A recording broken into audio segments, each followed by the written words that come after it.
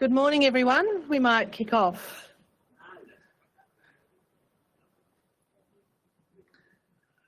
Welcome to Maddox, everyone.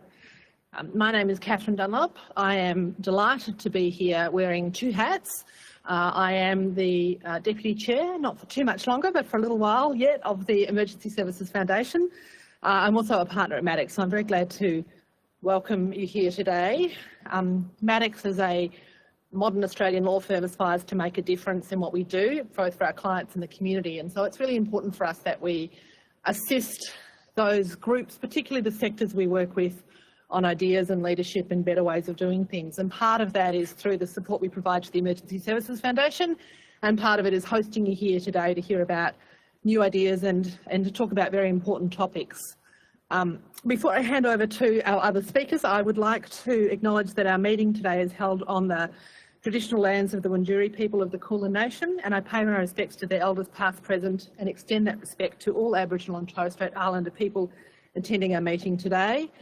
Importantly, I'd also like to welcome all the people who do the important work of keeping the people of Maddox, our families, our friends, and the Victorian community safe. We often, as mere civilians, don't always get a chance to thank you in that context, so I'd very much like to do that as well. I'm not going to speak anymore because no one really needs to hear from a lawyer too much, but I'm going to hand over to our esteemed Chair, Tony Pearce, for a few other short words. Thank you very much. Thanks, Catherine. I'll keep you 30 seconds, literally. I just wanted to, before the session starts today, and it's disappointing, we've had quite a few people drop out, which is a real shame because a lot of those are actually very key players in relation to hearing about this, and we really do need their thoughts and their input, so we'll be chasing them up through other mechanisms. But today is an opportunity to have a listen to some key presenters from other environments who have implemented something similar to this, not the same, but other types of programs that are, I guess, in some ways related to what has been talked about in Victoria for quite some time now. The issue in Victoria is we've never actually been able to land at a position where all of the stakeholders and the board of the foundation itself has agreed that this is a model that would work for us and something that we think is important to carry forward. So we're continuing to have the debate year in, year out over the last few years, and there's been a long journey which Susan will walk through very shortly with us. But what I'm hoping from today is that you will have an opportunity to listen to our speakers, who I thank very much for coming from great distances to be with us today, as they talk about their programs and the systems that they've developed those within, which may then trigger questions and thoughts in your minds about some of the things that you've been thinking about that you might be able to get some clarification from. Because ultimately, the board of the foundation has to make a decision somewhere down the track, and I would suggest probably not too far down the track, as to whether or not this is something that we do actually decide to take forward as a foundation. And in order to do that, we need the support of our stakeholders, and we need the input of those who actually have the expertise to be able to answer the questions that still sit within some people's minds. So it's a bit of a balance between the two, but we need all of that collectively together for the board then to make a clear decision about whether it does or doesn't take this residential wellbeing concept forward or not. So as you listen today, I'd encourage you, to enjoy the presentations and be amazed at some of the work that's gone on in other environments, but also if there are questions that come to mind or questions that you've had lingering in your mind about this for some time, that you take the opportunity to ask our presenters if they actually had to deal with those issues themselves and how they dealt with them. That will be really important for us. So I thank everyone for coming today. I'll hand over to Susan now. As I said, it was fairly brief for me. Thanks, Susan. Thank you, Tony. Thanks, Catherine, and thanks to Maddox for being such wonderful supporters of ESF. We greatly appreciate the partnership and your wisdom on so many things. I would also like to acknowledge the traditional owners of the land where we are, the Wurundjeri people. Pay my respect to elders past, present and emerging. And I was going to say, as we look out the window, here it's clear what a magnificent land and waterways we're blessed with and why we must protect them. Trust me, they're beautiful. We'll pull the blinds up later. I'd also like to welcome everybody online, and there's a number of people online, and this will be recorded as well. So thanks for joining us this morning for this supposedly roundtable conversation, a bit of a misnomer, about how wellbeing programs work for emergency service people. So these sort of programs, as Tony said, are something that ESF has been considering for people in Victoria. Our focus is very much upstream. It's on prevention, not treatment. And if you are not aware of the breadth of the great work that we do in this space, then please pay a visit to our website and have a look at some of the groundbreaking work we do. Let me give you a bit of context and a bit of history. The general momentum in relation to residential wellbeing programs happened about 4 years ago. I started at ESF and it was a concept that I came across very early. And it was a personal concept because 20 years ago I left the CFA after the 5 volunteers died at Linton. I took myself to the golden door at great personal expense and great emotional toll after I left the CFA. But it did a lot for me. You know, for a start, I haven't drunk a real coffee ever since. But, you know, it did a lot for me emotionally and helped to recalibrate me. And I always thought that these programs were really good. When I started at the ESF, somebody approached me about something like this, and the penny dropped, and I thought, this is great. And I started to talk about it at board level and with the leaders.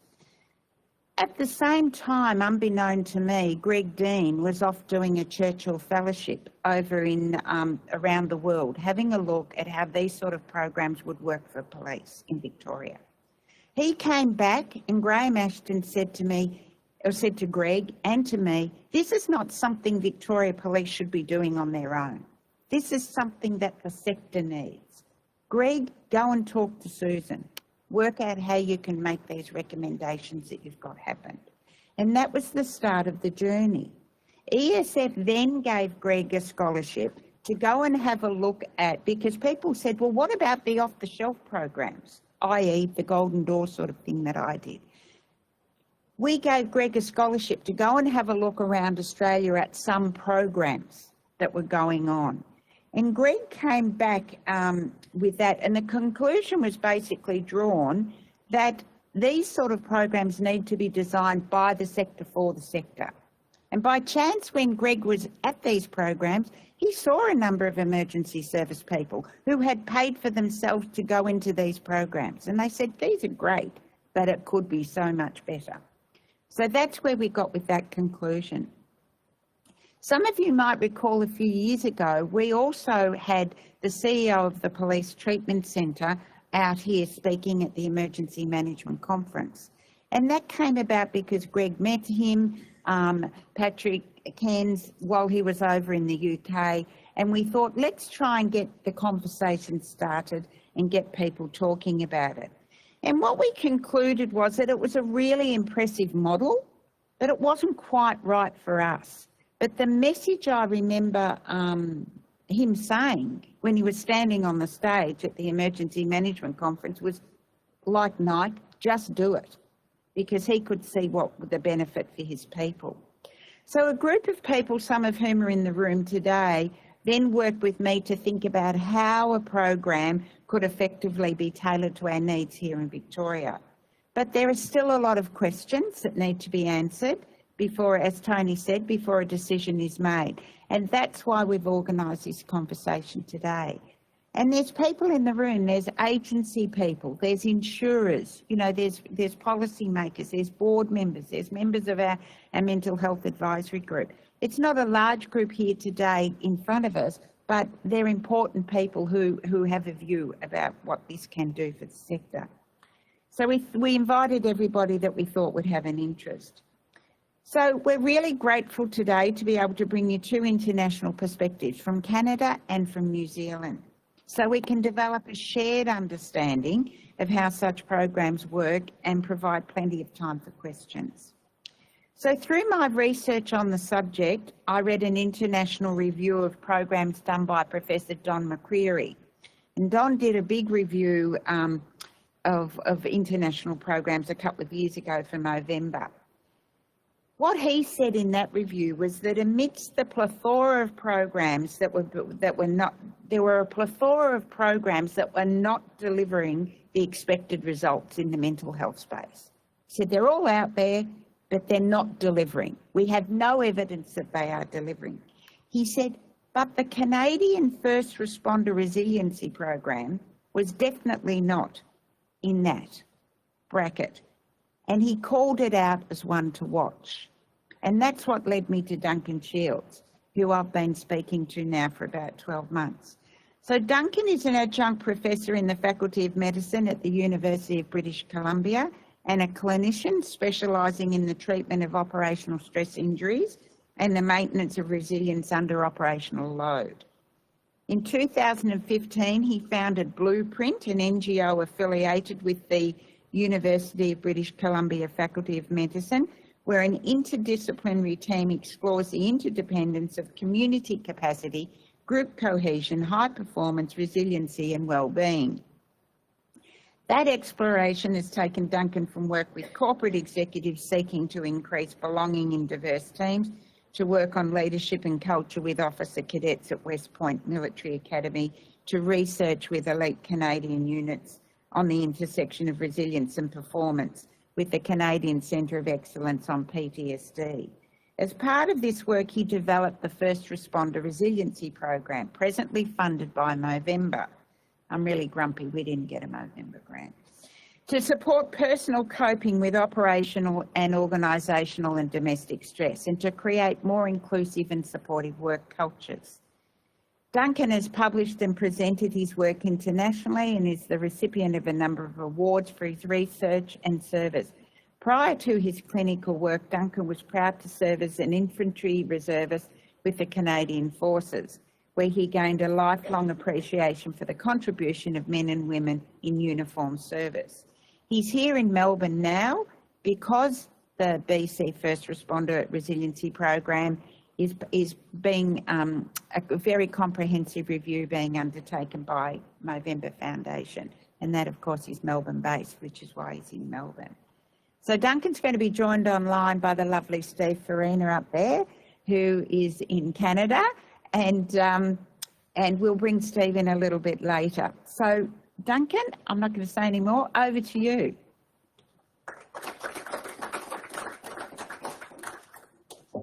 Sure.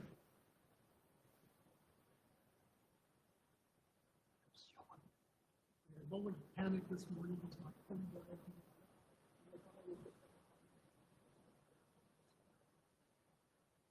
I've been told by personal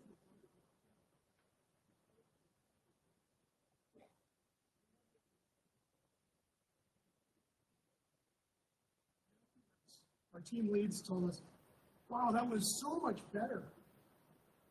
Really hate power. So ever since then, they tell me there's nothing so interesting in the world that you can't absolutely ruin it by putting PowerPoint slides on. So I won't use too many of these. The first slide here, you'll notice that there's a lot of other things. And we've been really the beneficiaries of a lot of support and a lot of excitement from November 5. Supplying, thank you. Okay, I'll be good then. I'll stand at the podium. Movember, who are funding 2 years of our program, but also a comprehensive evaluation of that. But also the BC Professional Firefighters Association, that's really where this began. And then through their excitement and a really fruitful collaboration, moving on to a police organization, a provincial police association, and it sort of expands in that way. And it's very much expanded by word of mouth over time. But when we started, and we also had funding from WorkSafe BC in terms of a special grant for initiative to really start the programs. But when we started this, we didn't have all of this backing. It really began with just a conversation. And it was a conversation. I'm a trauma therapist by training, because I've done about 20,000 hours in the room. And I've been working with veterans on transition back to Canada, very much a trauma-focused work. And from that work, a Canadian veteran who'd become a firefighter had become a friend, and as a firefighter, he would refer some of his colleagues to me over time. And he'd phone me up and he'd say, you know, Duncan, I got this guy and he's like super switched on, but he's having trouble. And would you see him? And my answer was always yes. But very often, what we'd find is that they delayed seeking some help. And so what was really could have been something that was relatively simple to resolve, to normalize a response, to understand how to regulate, how to make sense of the experience, and kind of move back into your life. Instead, it kind of festered.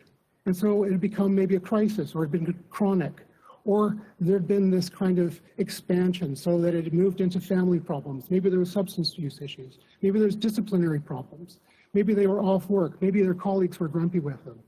And so there was this kind of whole host of other problems that spiraled out. And so it really began with this conversation with Tony saying, why do we have to wait so long? Why can't we get upstream and give people the tools, the knowledge to keep themselves and each other well?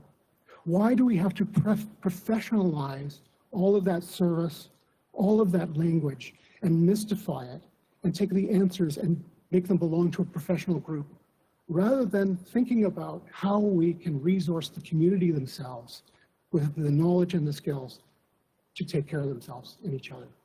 And so that's really where this began. And so when they approached me to say, well, what could we do? Would you design a program for us? And my answer was, not a chance, not going to do it.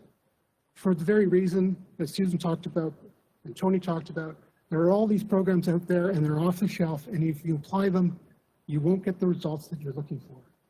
And so what do we need to do? I said, well, I'll design a program with you, but it has to be a collaboration from the ground up.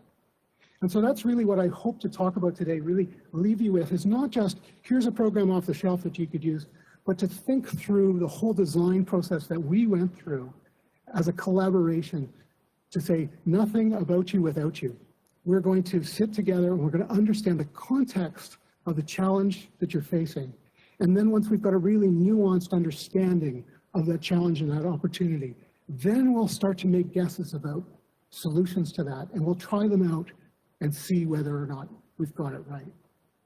And so that's what we did. And so in our process, we started with 30 conversations, 30 qualitative interviews with firefighters. We said, send me people who are at different levels in their career from 6 months on to 30 years on.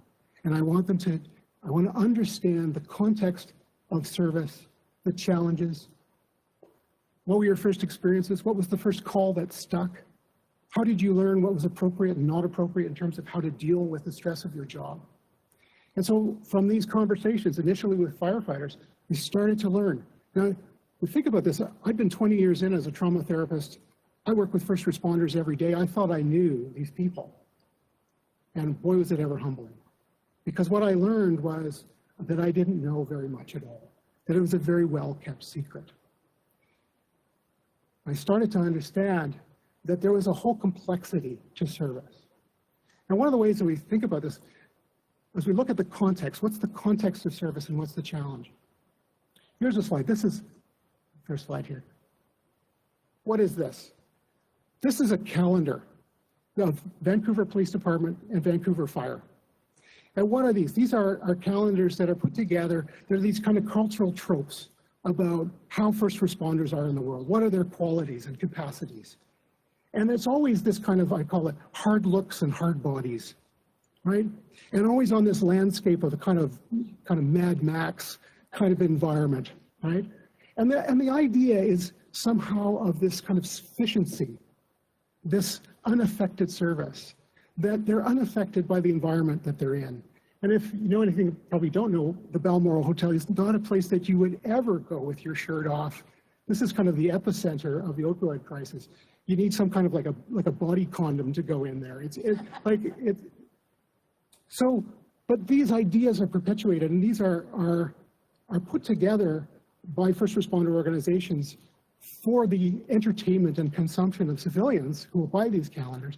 And civilians love these stories of heroism and hardness and capacity and courage and heroism, all of these things. We love them. In fact, we tend to consume these stories as entertainment, but very often devoid of any kind of idea of impact of service, or the opposite. We dramatize this kind of fall from grace, this kind of brokenness. And so what's the impact? Because we're all caught in these kind of cultural stereotypes and narratives. And if we're to understand the context of resilience and the context that we're trying to deliver a program in, we need to understand the nuances of this cultural narrative and how it both serves and how it imprisons.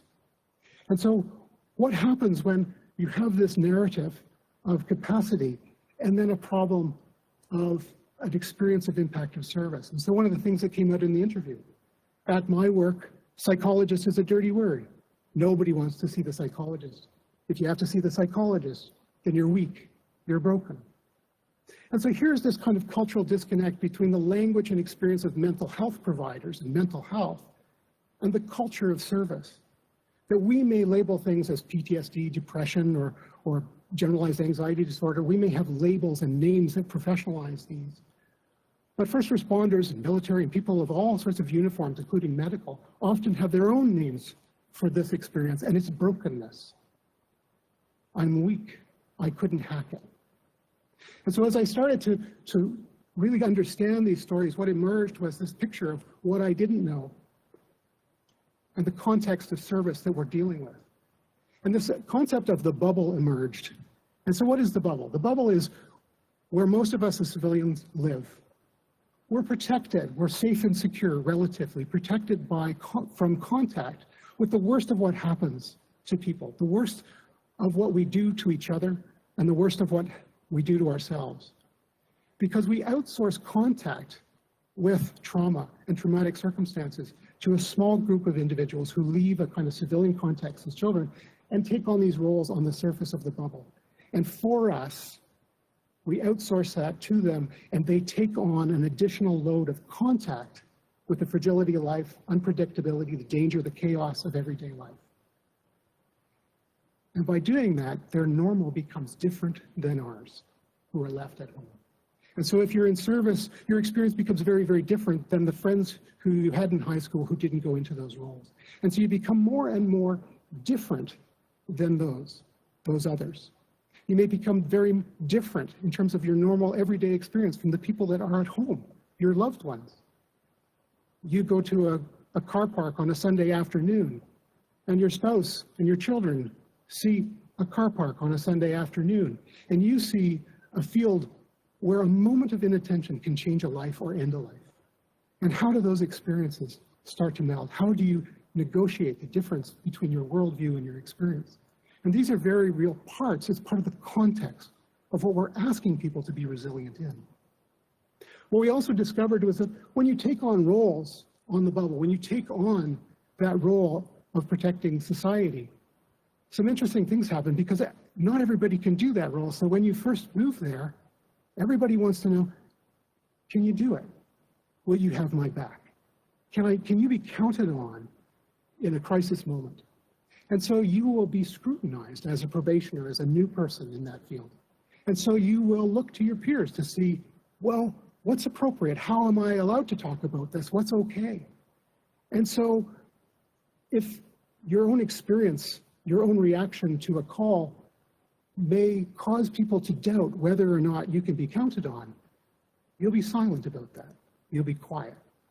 And so what do we select for? We select for people who have the ability to be stoic, have the ability to unwire the reverse gear of revulsion, fear, all of these things that would make us move back from a scene and actually allow us to get into forward gear so we can move forward and do the job. And so courage, stoicism, teamwork, loyalty, self-sacrifice, all of these things that are selected for. And that stoicism is a really essential quality that we select for in first responders because it works so well for the call. It's a necessary quality. But does it work after the call? If you have an experience of some kind of impact of service, those same qualities may make you be silent about the impact of service. And so at those moments, it becomes isolating, it becomes silencing, and it can become stigmatizing. And so in the very moment that you need your peers the most, the few people who actually understand your experience, you're least likely to share that experience. And so this is part of the context that we're designing for. There is this disconnect between mental health and the culture of service. And there is an incentive to be silent, to not share your own experiences. And so it's part of the culture, it's part of the system that means that people delay help seeking or minimize their own impact. And so how do we do that? How do we work with that? So the requirements for a program, and I promise there won't be too many of these slides with many, many words, but I'll read them. Any proposed solution has to be owned by the cultural influencers within the service. So cultural influencers, this is a really important part. If it comes from the chief's office, it'll get killed somewhere mid. If it can't ask the probationers to do it, the newbies are still looking to be accepted, to be adopted in, and so they can't buck the system, they can't do something new. The millennials are doing a pretty good job of that, and some people may debate that, but they vote with their feet and they get out and affect the viability of our systems. But somewhere in the middle ranks, there are these culture holders, they're permission givers. And particularly there are individuals within service, and I'm working with fire. When we first did our first pilot program, we said, send me the individuals who have nothing to prove, who if they give us the thumbs up, it blows the door off for everybody else in the service. And if they give us the thumbs down, we're done. It's high stakes. And then we worked with them and we said, come to the program, but I don't want you to kick the tires, no way. I want you to give 200% because, well, you're good at that, and you'll get out of this what you put into it. And in the context of giving 200%, I also want you to be brutally honest because I won't get it right.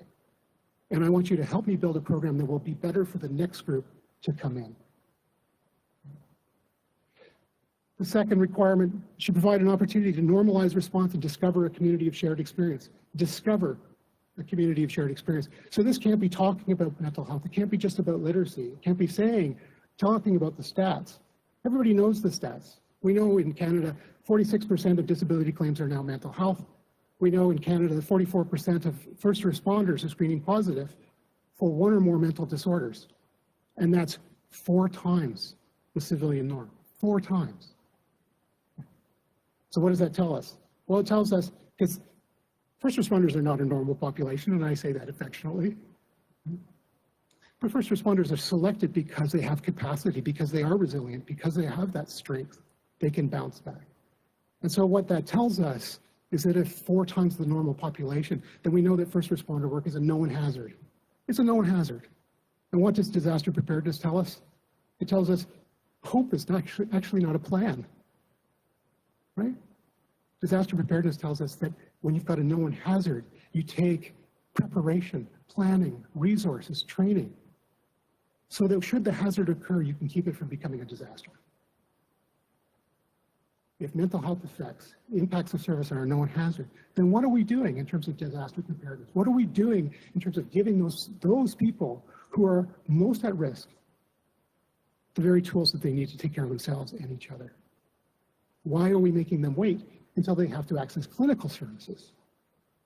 And as a civilian society who have, in a sense, we live the lives that we do because we've outsourced contact with the worst of what happens to a small group of individuals, do we not have an obligation, I would say even a moral obligation, to not just delegate and abdicate, but actually create the structures where healing can occur, where care can occur? The third tool should be relevant, palatable, and deployable in real time in real situations. And it's like palatable, it's got to be culturally competent. Right? We can't ask first responders to speak my kind of mental health language. We've got to meet people where they are, help them colonize that space with their own culturally appropriate metaphors and language. And then it has to be deployable in real time. You know, a mindfulness practice of 30 minutes every morning is a wonderful thing. It has all sorts of benefits and zero evidence of any downside. And I've never been able to put more than 2 days together on that. It's not deployable in real time. But I'll tell you, learning how to use your breath to regulate your body and understanding that the levers to change in order to shift your own sympathetic nervous system down a notch so you can move from threat stress into challenge stress and have more capacity. Learning how to use threat stress and drilling behavior so that it's still accessible to you when you're in that elevated state. Understanding the mechanisms of the body that we're all wired with. It's a couple 100,000 years of evolution that we all have. You can't wish it away. What are the practical tools and solutions that are deployable in real time on the job? How can you take a breath? You're teaching fireground survival. The acronym BOA, breathe, orient, act, don't ever reverse it, is one small deployable thing. It won't be accessible to you in the emergency unless you drill it and drill it and drill it. And then maybe you'll remember it in the moment and can use it. Just regulate a little bit. Shift your body, orient, ground yourself in the here and now, and then formulate a plan and act from there. So it has to go beyond awareness and mental health literacy to include the opportunity for experiential learning and skills consolidation. We can't do this. We can't deliver it in an afternoon, in a day. And we can't deliver it in this format where people are passive recipients of knowledge. We know this from therapy. This is my doctoral work, is that when you're working with military veterans in trauma, there's this kind of, they're passive recipients for a while. And the moment they lean forward and are engaged as active participants in therapy, that's the moment that change will start to occur. And as long as they're passive recipients going, let's see what you can do for me, doc, you're not going to get anywhere. They'll fail you, and you'll fail them. So experiential learning is about giving enough time, giving enough space in order for people to get the theory. First responders love to understand the why. So we give them the very best evidence we can. This is what we know. This is where we're a little foggy. This is the neuroscience, and this is what we're basing this on. And this is how we're going to, this is why we're going to do these kind of 5 regulated breaths. And then we're going to do 1 breath. And then we're going to do a body strategy. And then we're going to look at cognitive strategies. And we're going to take all of the evidence, we're going to put it together, but this is what it's based on. And then we're going to practice it until you have this experience of, oh, I can see what that does in my body. I understand that. And then once you've experienced it, then you can own it. We emphasize resiliency practices versus knowledge. I've really said that. We're moving really from, let's say in mental health, we're very often using a rehabilitation model. So rehabilitation, I injure myself, I go to the gym in order to rehabilitate it. I'm broken. What we need to move to is a fitness model. So what's a fitness model? Well, I go to the gym because I want a level of flexibility and core strength in order to live the life that I want and do the things that I'm really passionate about. And will going and hearing somebody talk about the theory of physical fitness make me fitter? Not a chance. What's physical fitness? It's an emergent property, and it emerges on the basis of daily practice. Well, resiliency is an emergent property. It emerges as a capacity based on practice. What are your resiliency practices? What erodes your resiliency? What enhances it? And what are you doing on a daily basis? We leverage both internal and external factors in the maintenance of resilience and well-being. This is really important because in mental health, we tend to conceptualize disorder as being about and within the individual. And so our treatments are often geared about and within the individual, right? But we're missing a huge component because we know that as human beings, we've evolved to be compassionate collaborators. We have so much more capacity when we're linked. You think about a sports team, you think about your first responder teams, or even an executive team. When you have a really cohesive team, think about what you can do, what you can overcome, what kind of adversity you can endure. Versus being on a fractured team, what's that experience like, where you're all functioning as individuals? There's really interesting emerging evidence on how cortisol levels entrain in cohesive groups, that you stress together, but you also regulate together. That we very often miss the capacity of the group. Move critical knowledge and skill from professional office to the community itself. I've already talked about that. This is really about resource installation within the community. And so this starts with even a definition of resilience. What are we talking about? Because resilience itself is it's a poor term.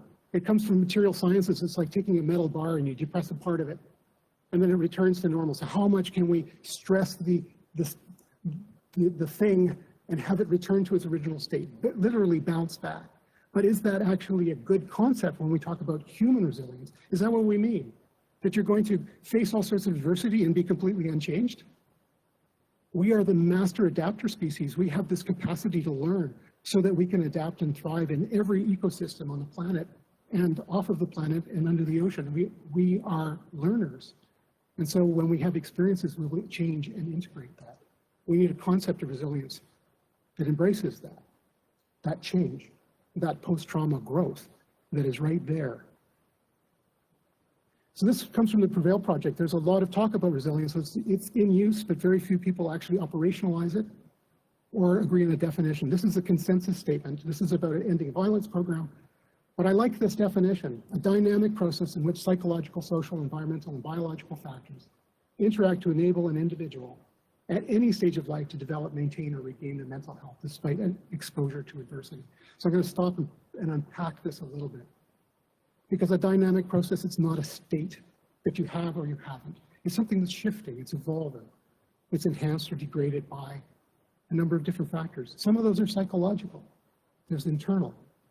Who are we? How do we talk to ourselves? What's our inherent capacity? But some are environmental. What is the context of calls? What kind of calls are you going on? What's your call volume? Some of them are biological. Have I eaten today? Have I eaten well? You know, I'm jet lagged after 21 hours of travel. I discovered myself, after boiling the kettle this morning, I discovered myself trying to fill my mug with the clothes iron, right? So physiologically, I'm not at my best, right? So all of these things, we talk about being hangry, you know, angry because you're really hungry. So our physiology, our brain is encased within a hard shell. It can't expand to maintain nutrients or blood flow. It's completely dependent as an organ on the health and capacity of the body in the moment. So biological factors, environmental, social, what's the context of your team? And all of these things interact to enable an individual at any stage of life. So you don't miss the opportunity when it got handed out when you were a teenager or a child, that this can be something that's maintained at any time or developed. We maintain it because it requires maintenance. And if we lose it, we can regain it, despite exposure to adversity. And I would say exposure to adversity is actually where we discover our capacity. That adversity is the crucible of characters, where we discover what we're able to do, who's got our back, what's most important to us. And so for a program, again, you see this shift from a rehabilitation model to something that's much more nuanced. And it also provides a hint at all of these different levers of things that we can look for that might degrade resilience, but all sorts of things that are within us and around us that are leverages to enhance our resilience. Program format, again, what do you need in order to give it an experience? Time to practice, time to pull out the experience, time to discover a community of impact. How do you do that? And we find that a retreat is actually to take people away from the demands of their everyday life, allows them the capacity to do that. We're also working with cultural influencers. And so by working with a small group of people and sending them back into their context, what's the impact on the organization as a whole? And maybe Steve, we'll talk a little bit about the impact on the organization. Because we're working with 8 individuals at a time, but the target is actually the entire culture of service.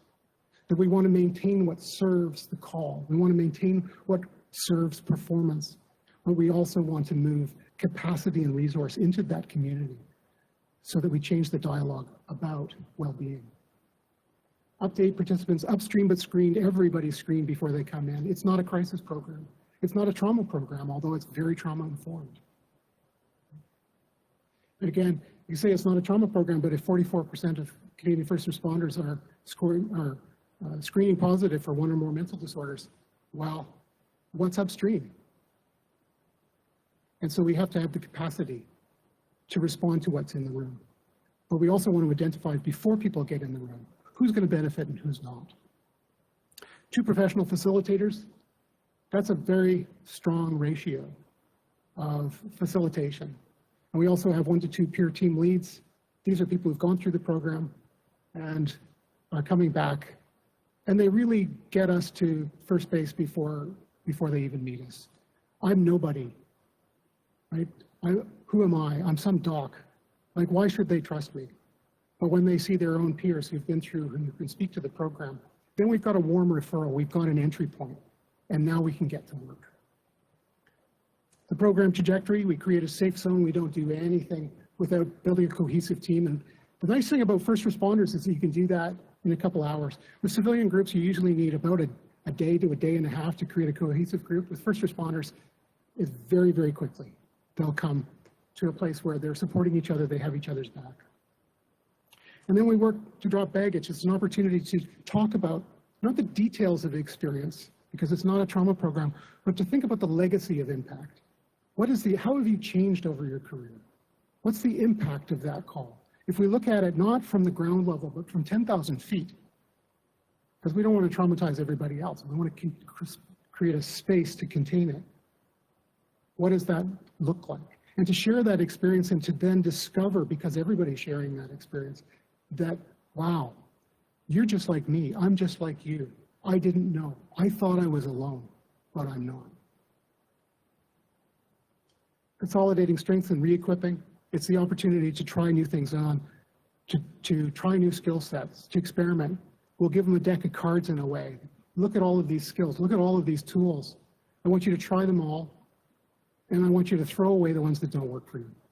Because all I want you to do is find, maybe exercise is your go-to thing for resilience. You go to the gym and you have a hard run or a hard workout, and it's your way of just dropping it all. It's wonderful.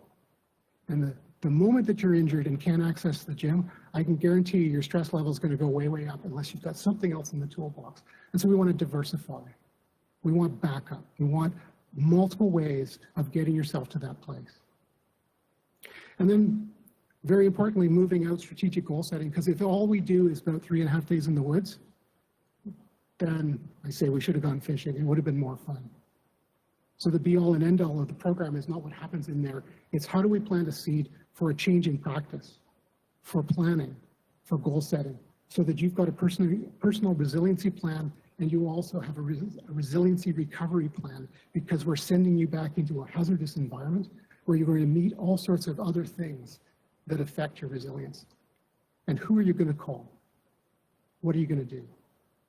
I won't go over this in detail. We go through nuts and bolts of things like our autonomic nervous system response and how you can use that. When we're low and slow, too little cortisol.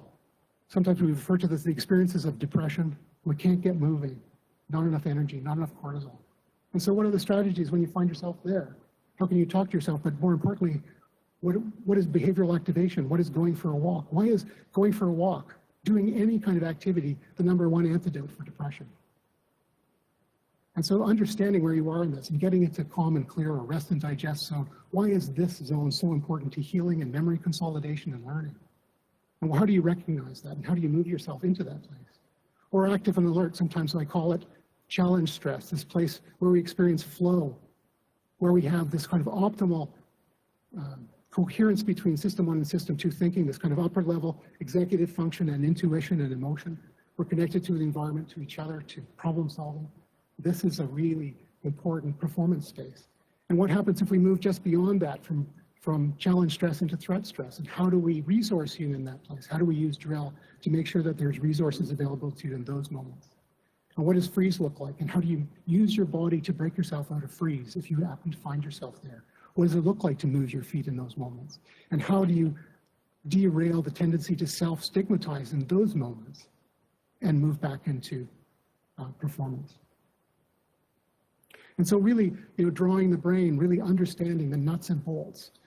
I date myself, I call it a Haynes manual for your brain. Haynes manual is like a manual that you used to produce on every type of car, so that you could basically strip it right down and then rebuild it.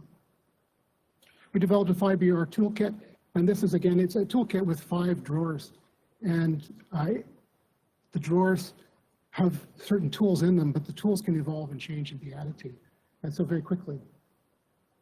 The belief zone, these are cognitive behavioral skills, talking yourself down and through. Breath zone, how do we use our breath to regulate? A body zone, grounding the body, moving with purpose. Understanding that the way you walk into a scene is actually not by accident. You don't run in moving jerky, that regulating how your body moves, and slowing that down and smoothing it down is actually important for regulating other people on the scene, your peers and yourself. And so how can you use that in a strategic way? Behavioral zone, goal-oriented activities and bonds. And this is a really important one, again, moving beyond this idea of resiliency about the traits of the individual. How do we look at how we resource ourselves? Just as an emphasis on this is a slide of Hurricane Katrina, and this is a really important kind of discovery. When Hurricane Katrina devastated the Gulf of Florida, was an interesting finding that there were communities where the transportation infrastructure was devastated, and so they couldn't get resources in, and there was a high level of devastation. And then there was other communities that you could get resources into, so they got lots, and they had a lower level of devastation. But in terms of the long-term outcomes, and sometimes it was the communities that were cut off and didn't get the resources and had higher levels of devastation had better mental health outcomes. So that doesn't make any sense until you start looking at it. And the researchers Sampson started looking, forget his first name, but went in and they developed the concept of community capacity or community efficacy, or community resilience. And it could be measured by things like, can you go next door and borrow an egg? And so communities that had that kind of cohesion would pool their resources. They took care of each other. And so from that emerged this concept that your mental health and well-being is partly related to your zip code or your postal code, that where you live matters. And so this concept, this bonds, is very important in terms of first responders, because very often first responders have two postal codes, the one you go home to at night, and also another family that you're a part of. And so we can borrow from these lessons. We know that if you have a cohesive community at work, that your resilience, your capacity to endure will be increased by that. I'll move to the data and then stop. We collected pre, post, and 6 months data on it. The Beck Depression Inventory, you look coming in, the cut point is the clinical cut point. So moving on the far right to 6 months, and that's where the data comes from. So very low probability, so it's a statistically significant result, very low probability that what we were doing had no impact. And in terms of Cohen's d is a descriptive statistic that describes the size of the change in terms of standard deviations. And so quite a large standard deviation change. Unfortunately, I didn't measure it a year. I figured 3.5 days in the woods would never have an impact that lasted a year. And I'll give you some limitations on this as I go through them, once I'm through. PCL5 is the post-traumatic checklist, disorder checklist for DSM-5. Again, clinical cut point 33. We had 52% screening positive for PTSD coming into the program, and it dropped to 23% at 2 weeks and 18% at 6 months. So important to note, this is not about a 3.5 day program. There's something else going on. We'll talk about that. But again, at 6 months, we've got statistically significant and almost one standard deviation change from pre to post. This is their data. They worked hard for it. And the OQ45, which is an outcome questionnaire often used in clinical practice and institutions to follow change over therapy. And pre, again, over the clinical cut point and down at 6 months. Over one standard deviation change and clinically significant. So again, 3.5 days in the woods is not doing that. So some limitations on this data are really important. It's not a clinical trial. So this is clinical data that we were using to follow people to make sure that we weren't having adverse outcomes. And so we went through ethics and we combined the first 6 in order to get this as a kind of program statistic rather than individuals. But there's no control group. It's clinical data. It's a small group, and they're self-selected, right? So, and that's also part of the beauty of it is that from this and ongoing, 100% of the people that come through the program are self-selected or pushed forward by peers. And so we've achieved this kind of ownership of it. Now I've talked for longer than I said I would, so I'll move directly from there to thank you and questions.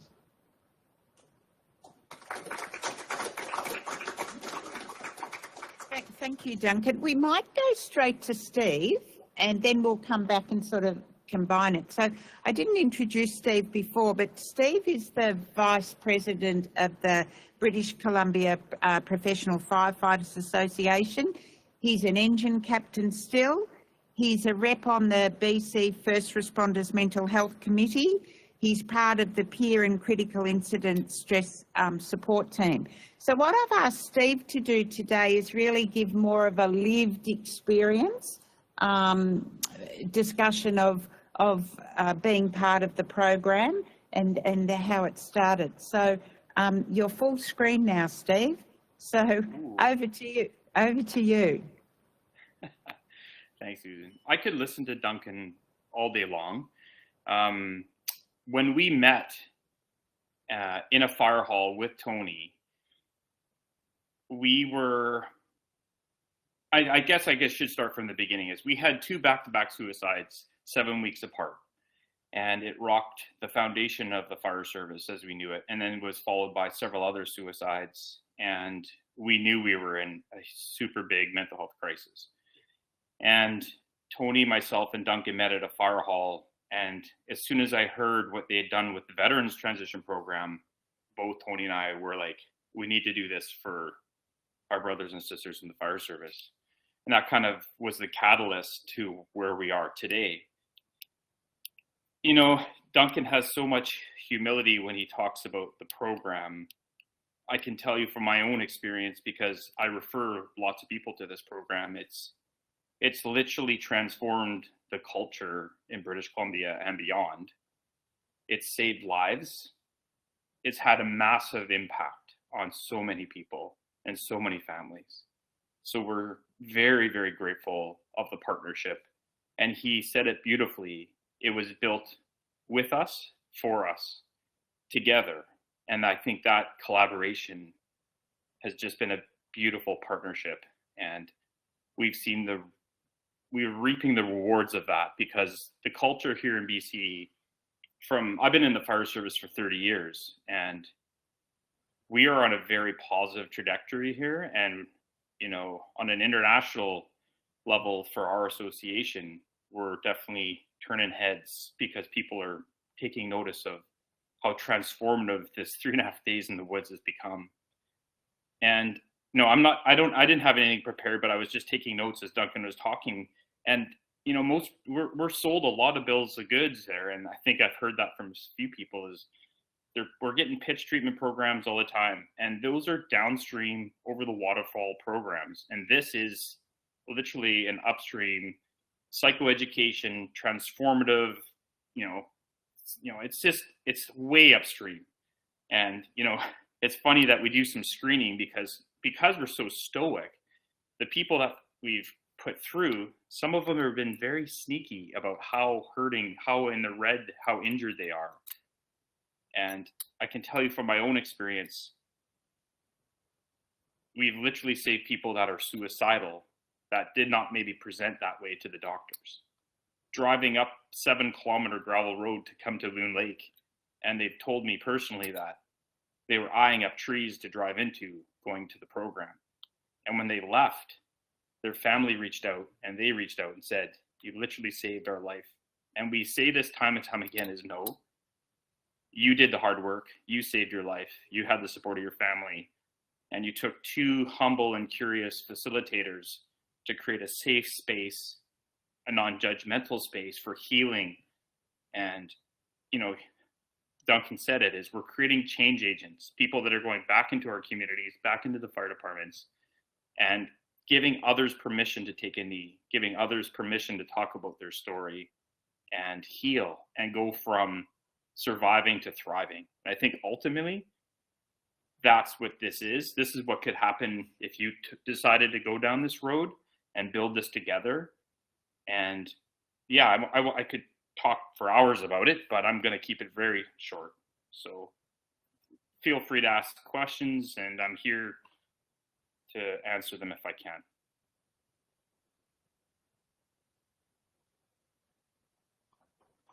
Let's take some questions now. I just leant over and said to Duncan, has the program in Canada been just for firefighters? Steve? So we've provided, or we're doing a parallel police program, and Duncan can speak to that, but they're catching up now. But we've also put in some, we have a lot of ex-military that are our firefighters. We've put some paramedics through. We have put a police officer through, but now they're having their own program. And so, but I would say the majority is career firefighters that we've put through, and a few volunteer firefighters. So a couple of paramedics here and there, but yeah, largely just firefighters. And so would you say that the program could be mixed with, police, paramedics, firefighters together? Or do you think it should be sort of single agency in one group? Thinking about, Yeah, it's interesting because we talked about this a lot here in Canada, and I'm not sure about down in Australia. they're very distinct groups. And it's not that we don't get along, we just have different experiences. Now, trauma is trauma, and we go to the same calls, but how we interact, you know, you hear about the thin blue line. The police are very mistrustful of anyone that's not a police officer. And so what we really worried about was that, would they be open? Would they feel safe, you know, talking to other first responders? And I have heard other group work where, you know, they do help each other. But from our experience, there are other first responder organizations, I think we're more comfortable talking to firefighters. Police are more comfortable talking to police officers. That's just my experience, but maybe Duncan can speak more about that. It's fascinating you say that, because we're just doing a pilot at the moment with retired workers, and we went in with that attitude, thinking that it had to be a retired police peer coaching somebody approaching retirement, but our study is showing that that's not the case. Excellent. That's awesome. It's interesting, yeah. So, questions, please. This is our opportunity. Greg? Yeah.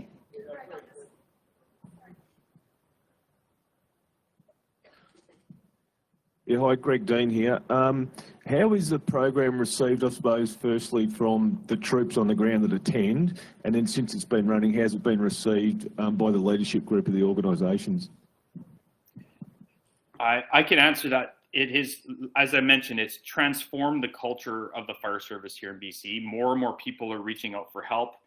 And as Duncan mentioned, peers are referring other people, right? So I have a friend that's hurting. I want him to come through the program. You need to go through this, change my life. So how it's being received, it's literally, you know, it's talked about from fire departments from all over British Columbia and beyond. So I have people from other provinces in Canada wanting to come to the program. I just had a friend reach out from Calgary Fire Department. I want to come through the program. Winnipeg Fire, you know, from Manitoba. So it is very well received. And the key piece to this is we've built trust. We have people that are in our circle, the facilitators, the mental health professionals that have been embedded in our culture, have been accepted. And that is a key piece, is that culturally competent mental health professional. I know Susan and I have had a conversation with Shannon. That's the kind of human that you need involved with these programs. People that are accepted into our culture, into our world, because we don't accept everybody. We have a very strong bullshit meter. And if you try to bullshit us, we're going to see right through that. And if you're not sincere and, you know, and you don't get our words and our language and our culture, we're not going to accept you. We're not going to open up to you. So I think that's a really critical piece. As for the leadership side, more and more of the fire chiefs are buying in. They're funding the programs. I was just talking to the BC Fire Chiefs president, and he's like, what do you need? What do I have to pay to get our people through this program? And that is changing, because we were funding that from an association side. We were getting WorkSafe grants. We were, you know, funding it from the unions, and now more and more of the employers are coming on board, because ultimately, would you rather spend $60,000 on an inpatient that is typically unsuccessful, or would you like to get in front of it and spend 3 days in the woods for, you know, $1,000 thanks to Movember? Thank you. Yep.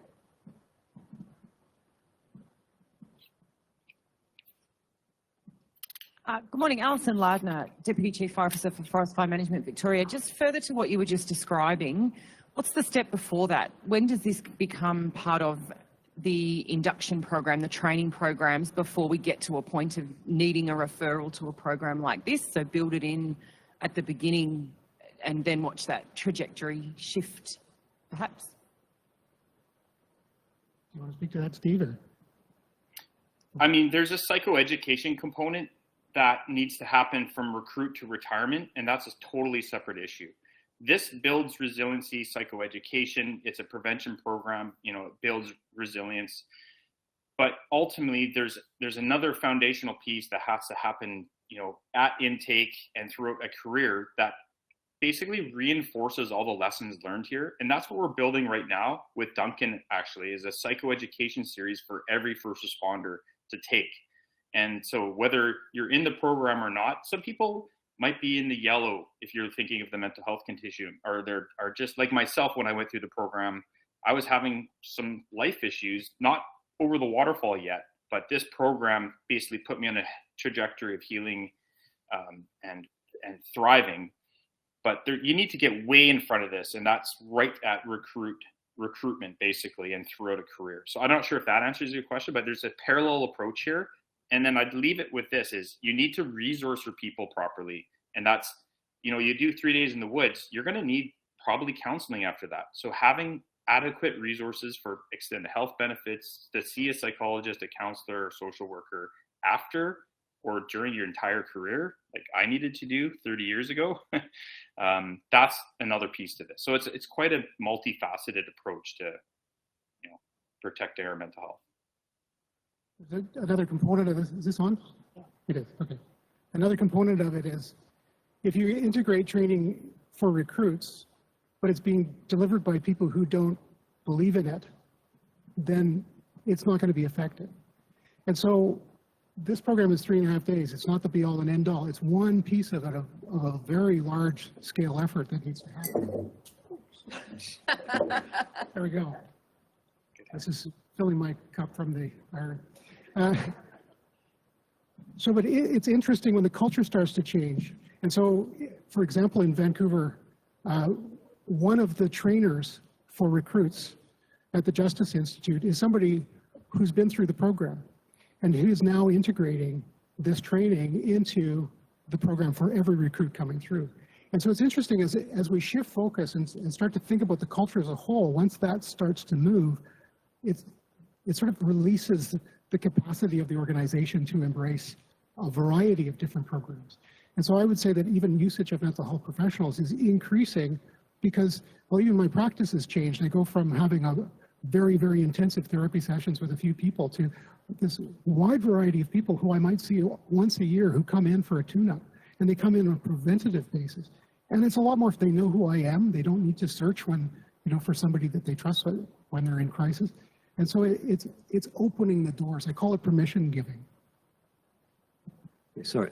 Oh, sorry. I'm not sure if this is Duncan for you or Steve. So I'm interested, I guess, in a slightly more practical issue from my perspective, at least, about how you actually, how you take agencies on the journey and get them to actually see that they want to be a part of this. Now, I'm assuming, Steve, from what you were saying before, as you said, now that the chiefs are starting to get on board, I'm assuming that when you first started this, you went out and decided you were doing it regardless, and you'll progressively try to bring people on board with you, and you are a single agent or a single discipline, if you like, set part of the sector. Our issue here is that we have 14 agencies currently within our foundation, many of which are operational organisations, and they are not yet convinced. That's the reality of life. They're not yet convinced that this is the right program for them. How did you go about actually trying to convince people? And do you think you are over halfway there yet, or are you still at a very low level with engaging with getting organisational support for this? Good we question. were doing it without. Yeah, that's a great question. We were doing it regardless because we knew something needed to be done. And if they wanted to be part of it, whatever, but we were doing it because we wanted to support and help our firefighter family and our first responder family, be quite honest. So to get them on board, whatever. Like if you got 14 people, it's like herding cats. I totally get it, but it's the right thing to do. And once they see the changes that are happening and the value in it, they're going to come on board. And instead of being, it's the solution. You have to do something, or else you're just stuck in this loop of watching your brothers and sisters die by suicide or go down, and marriages breaking apart. And like, it's literally, and after this COVID thing, we have a mental health wave of people that are looking for help. And I know, Duncan, you can add to this, but you will get people to come on board once you start doing this. And if what the hell are you waiting for? People are hurting in our industry right across the world. They really are. And we need help. And this is one way to help them. It's really, it is the question, because it requires somebody to be really courageous and to actually do something. and to embrace the risk that's associated with it. And to actually, because we all sort of have this kind of diffusion of responsibility, hoping that somebody else will do something somewhere else. But the firefighters embraced it, they did it. And then once we developed it, the union funded a group for fire chiefs. And so the chiefs came in and we had the same conversation, don't kick the tires. And then after the program, a fire chief went home and phoned the police chief in his community. And then we got invited in and we said, well, we're not gonna do a program for you, but we'll do one with you. And then started a journey with police, and now we have a parallel police program. And so it's like, once you demonstrate it, then people will get on board. But somebody has to take the leadership. Somebody has to be courageous enough to try something. I challenge you, what is the risk of not doing anything? And we're seeing the result of it right now. I'm watching people's lives implode on a daily basis. If you don't do anything to help the people that are putting their necks out there and are on the front lines and are in the trenches, we're doing them a disservice. We're dishonoring them, and we're dishonoring the families that have lost people because of this. So that's the risk that I see. Sophie.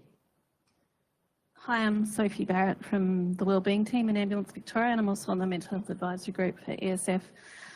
But I've also had a background in group facilitation and running group therapy programs for emergency services at times too, and psychoeducation. And so there's no doubt in my mind, everything you've said aligns with my experience and history and training as being evidence-based and powerful for people. So I guess what I'm seeing is you're bringing it together in a concentrated period of time where people can explore it together with the power of the group.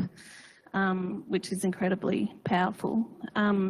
My question is around how do you deal with the anger towards the organisation part when people come into the room or the group? Is that where you're sort of dumping the baggage? Is that process? Because that can be a barrier, I've found, because there's so much anger. The organizational stress, and Duncan and I know this, it overshadows the trauma sometimes. And so the only way to really make that transformation change in the employer side, the organizational side, is to get the fire chiefs or the administration or the executives involved in the program themselves and hear that feedback. And the only way to change that organizational culture is to find an outlet for that anger, but to redirect it to find change and what we can do to make them feel supported, heard, seen. I think those are really critical points. But yeah, it's a dumping ground, and that's a large thing that Duncan deals with. Just a really quick answer. You know, one of the things that we do emphasize, I mean, the institutional betrayal is a very big issue, and not having the environment and the supports in order to simply recover and heal. We really emphasize leadership about, well, it comes from a European, Indo-European word, lederair, which is really about the threshold of a room. And leadership is not about position, it's about stepping through into a different place. And so we really push people to see themselves as leaders within their community. That they may not have the position, but within a small context, they are culture setters and culture keepers. And so what are they going to do in their small environment where they have a sphere of influence in order to create something that is different? And when they move up the ranks, how will people talk about them? Who do they want to be seen when they enter those leadership positions? And so we're working on a very long-term game here. One of the things that I'm not sure it came out clearly, but I know happens, is that the very first program that these guys ran was for a group of senior leaders in the fire service. You know, and the reason they did that was because they wanted those people to be able to say, hey, I feel what this has done for me. And you will have picked up that Steve said, this is all self-selection. So those leaders went back and talked about it, and they might have said to somebody, hey, you'd really like this program. How about nominating? So it's all been self-selection, which has been interesting. Kate. Hi, oh, pardon me, Kate Connors, who's losing her voice. I'm also on the ESF board, psychologist by background, and am chairing the Mental Health Advisory Group. My question is in regards to the design component of the residential element. And Duncan, if any of the program review has been able to quantify the residential element, and I'd love to also hear from Steve in terms of the lived experience component of that residential component of the design. So you're asking what part is important about the residential part? And no, we haven't quantified that part, but in part, it provides an uninterrupted opportunity to immerse yourself in this without the distractions. And particularly in this world, when we're online, it's really pronounced because there's always the call behind the door. There's always the demand of your life that's calling you away.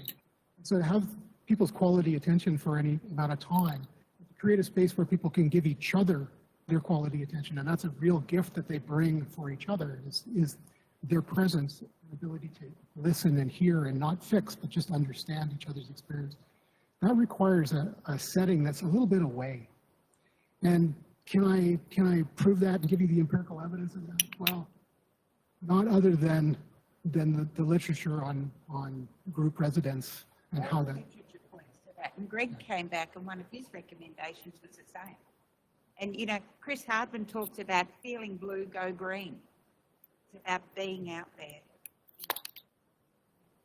Yeah, I'll let Steve talk about it because it's an interesting, it's a very different experience for them, and the immersion creates an opportunity to experience things in a way that sort of dipping in and out of somebody's life doesn't quite give the intensity that you get when you're right there together. So I don't know if you can see behind me, but there's some pictures of some nature. And I recently read a book called Your Brain on Nature. And, you know, Duncan hit on this, is you being disconnected, immersed for 3 days. They're very long days from my experience. There was a lot of heavy lifting, a lot of sharing. And this is not once a week with a counselor laying on a couch talking about your mother. This is heavy, heavy lifting with shared lived experience with first responders that have gone through a lot of the same stuff, trauma bonds. You have a lot of the same stories, but when you talk about your timeline of childhood to first responder and first responder to current day, like when you became, there's some really powerful stuff that happens within those 3 days. And it's intense. It is not a retreat. It is not a vacation. It's the hardest work I've ever had to do. And that's where there's some movement when it comes to putting you on a trajectory for healing. It's not a once a week, an hour a day. This is getting really dirty and doing some major digging into what makes you tick, what's hurting, what's in your past that's formed who you are now. So that's the power of that residential eating together, sleeping and waking up and going for walks and doing that group work. Because when you hear other people's stories and you're validated and you're seen and heard, my God, it was so powerful. So that's my experience with the residential component. It's really critical to get somewhere where you're disconnected in nature and you're healing together as a group. I'm really conscious of the time. I know there's a few more questions, and we'll go to you, then we'll hear from Rebecca and we'll come back for more questions. Thanks, Susan, and thanks, Duncan and Steve. Duncan, the definition of resilience that you put up there was despite exposure to adversity. So to what extent is the program focusing on addressing adversity, alleviating adversity, and the difference between adversity that comes from the scene that Steve's talking about and adversity that comes from the day-to-day interaction with peers, the concept of civility versus incivility, independent of the trauma scene? I'm really interested in am I overplaying the divide there? Does the program consider that divide is significant? And if it does, how does it address it? Because what we're asking first responders to be resilient to changes over time. It gets more complicated. So the first 5 years, you might be looking at just understanding operations. And then the next 5 years, you've got more complexity at home, perhaps. And so you've got operations and you've got home life. And then 5 years after that, then you're more maybe looking for advancement, and so you're more in contact with the politics of the organization. And then another 5 years, and you've got all the family complexity and the operational complexity.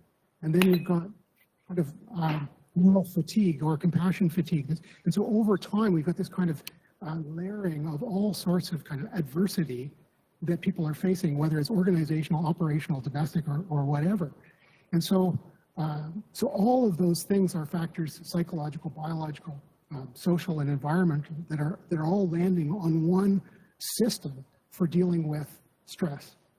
And so to just deal with adversity in terms of this narrow definition of trauma would be less useful than taking a holistic approach and saying, this is the reality of life. It's complex. And you're going to be ground down by that at times.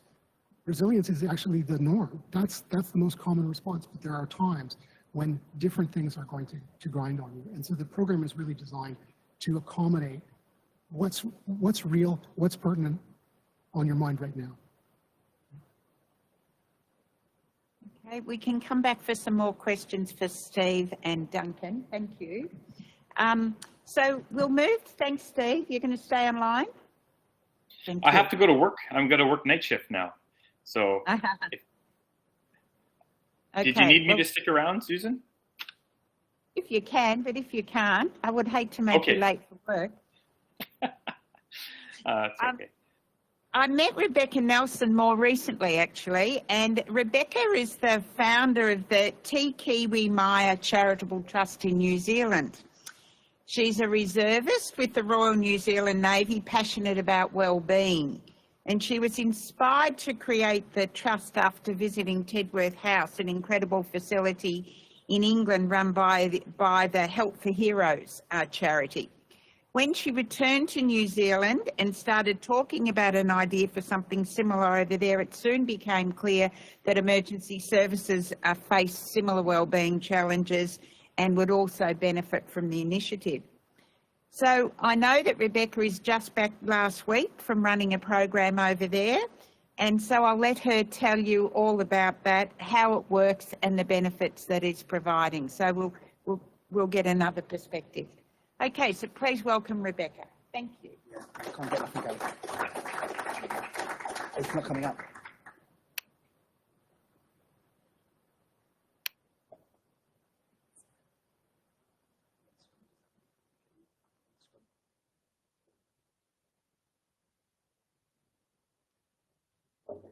No. I can do it.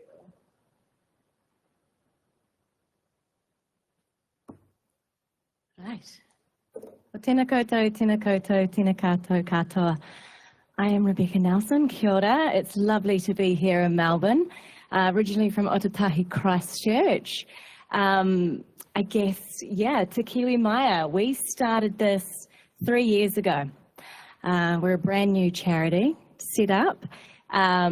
We are providing rehab. That's all right. It's fine. Technical. IT. Love it. It works, it doesn't. Providing rehabilitation, recovery and respite to our people who, as a result of their role in safeguarding and caring for New Zealanders, have physical or psychological injuries. We enable our people and their families to continue healthy, positive lives. Ooh, that's okay. I was also going to give a shout out to the ones online because they always get forgotten about, so.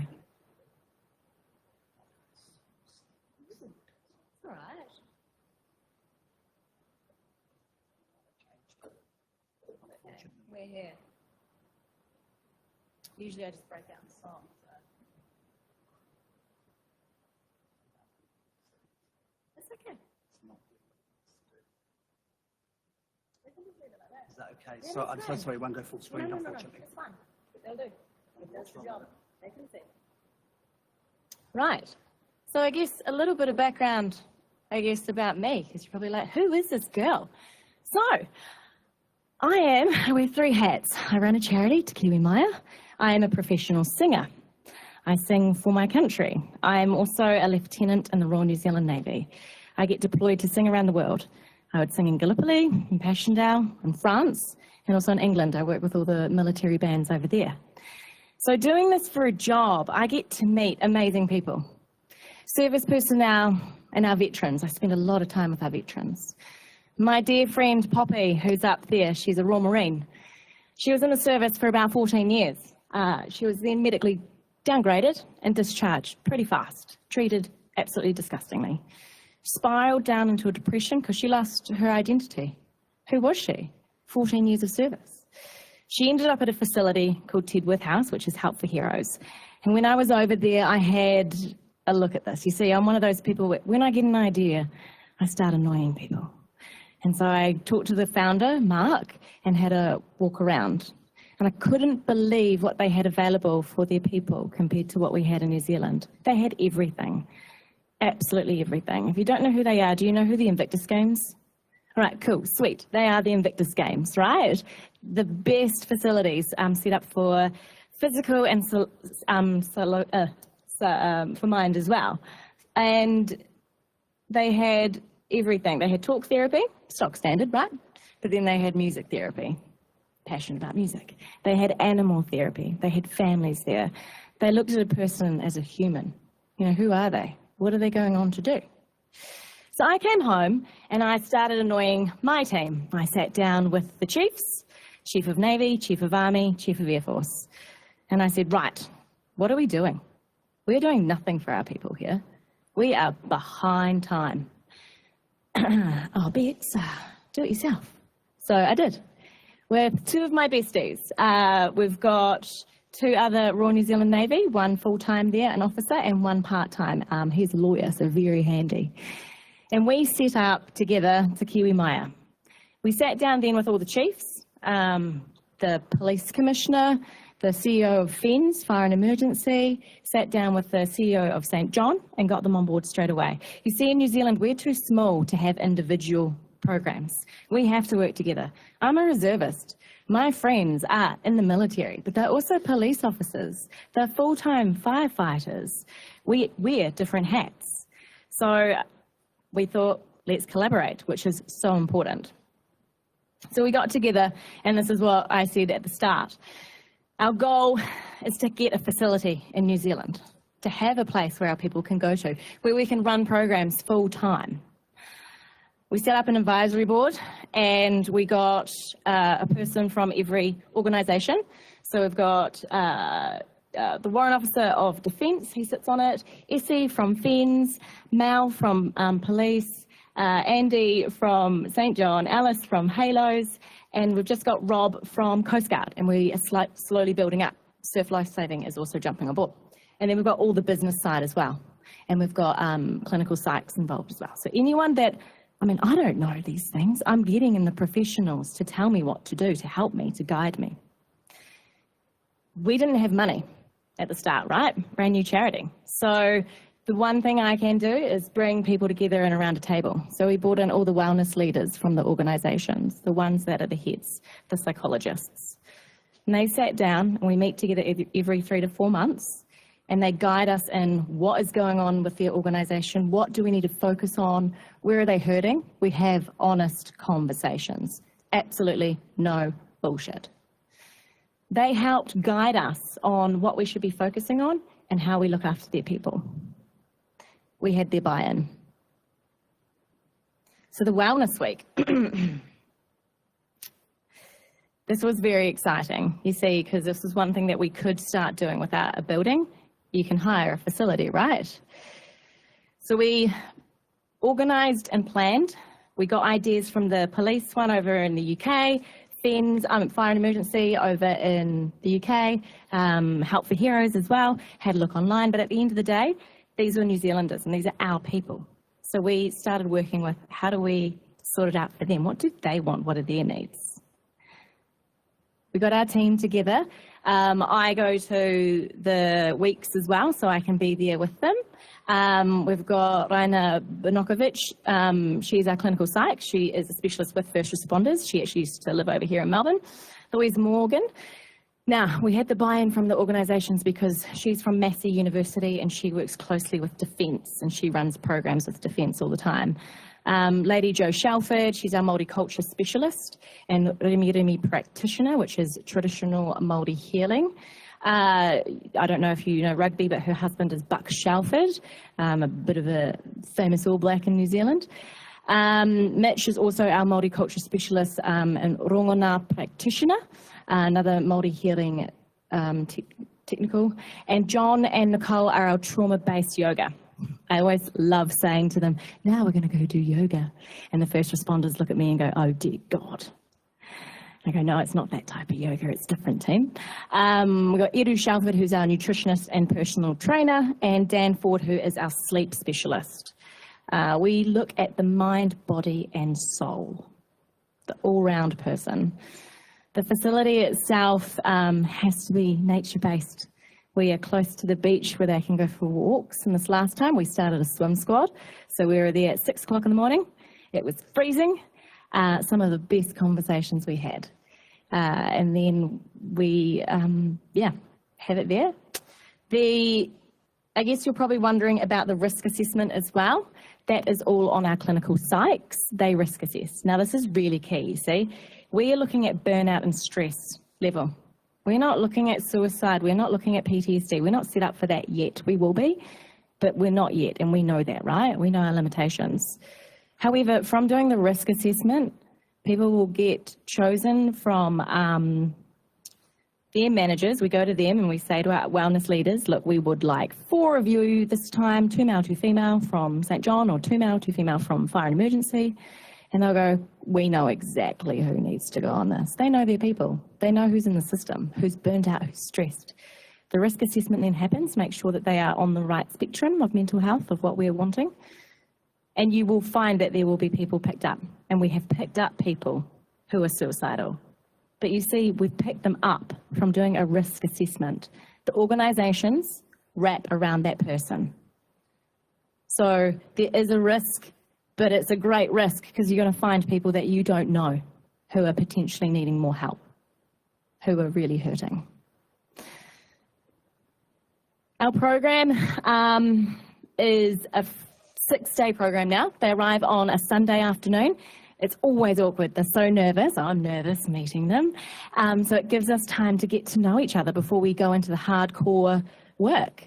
The morning is always based around group therapy, or I like to call it workshop, where we go through what is wellness. We've got burnout and self-care, fatigue, empathy, sleep, trauma-based, and then the afternoon, so we're in the classroom, we're sitting there going through all the learnings, and the afternoon is their time, where they get to choose. They get to choose one-on-one with our clinical psychs. They get to choose one-on-one with a personal trainer, nutritionist. They get to choose one-on-one massage, healing. And we're very fortunate in New Zealand that our Māori culture and spiritual side is huge. So we are going to be putting them through different kind of healing and techniques. And when these ones arrived this time, they'd heard about it through others. Massage was booked up straight away. Straight away. They hate downtime. They absolutely hate it when you tell them that you're going to have some downtime to think. It makes them really uncomfortable, but it's purposeful downtime, right? They don't usually get this. Our first group, this swim squad, our first group that attended were all junior ranks. We had St. John attending, firefighters attending, and Navy. After the first week, the call went out to Bex, our managers, who sent them on this, really would like to go on this too. But they don't want to go with the junior ranks, right? So we had a management one, which I've just come away from. So we had, I'm lieutenant, so we had a commander and a captain in the Navy, so very high up. We had district commanders from St. John and call centre people as well, so not just front line, the 111, what's your emergency? They were there. And we had one firefighter. So talking about the different groups, which I can talk about, the feedback from them is they loved it.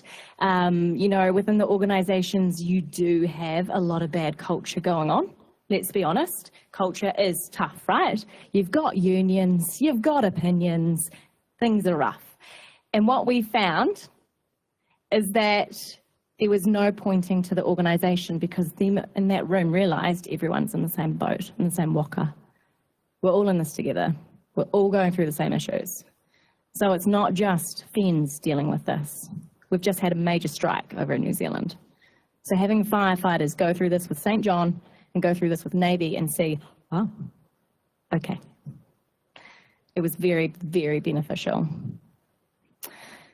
One of the feedback that I received, which you probably can't all read there, I'll read it a little bit out to you. I received this on the plane on the way over from one of the managers from St. John. And I did have a wee cry because it does mean that we are on the right path. Now, I've been with St. John for 22 years, 13 years working as a frontline paramedic and 9 years as a senior leader within the organisation. The timing of this retreat could not have come at a better time for me after having a staff member take his own life 2 weeks before the course started, which was extremely challenging for me, having to attend the scene and then manage the care of my team who attended their colleague. Now, he looks after 180 people in his district. This has to be one of the best courses I have done in my career, and I didn't realise how close I had been to burnout. I actually think I was in the burnout 18 months ago, and how I wasn't managing my stress, and also how the way I was never letting go of the work was affecting myself and my family in a very negative way. I had my friends and my family, I had my wife and my friends tell me to start work, that I was starting work at night at 5:30 a.m. and I was working till 5 p.m. 5 days a week, plus some weekends. Was crazy, but I was focused on doing the best I could to do my role. And it's not until your group of leaders who are doing the same thing and saying exactly the same things as you're feeling is a light bulb moment and the realization that things have to change. So just jump to the part down here of him saying that he's implemented the tools that he's been given on the course, and he's taking time for himself each day to do the exercise, and he's gone from 5 hours of sleep to now getting 7 for the last 8 days, and he's never felt better.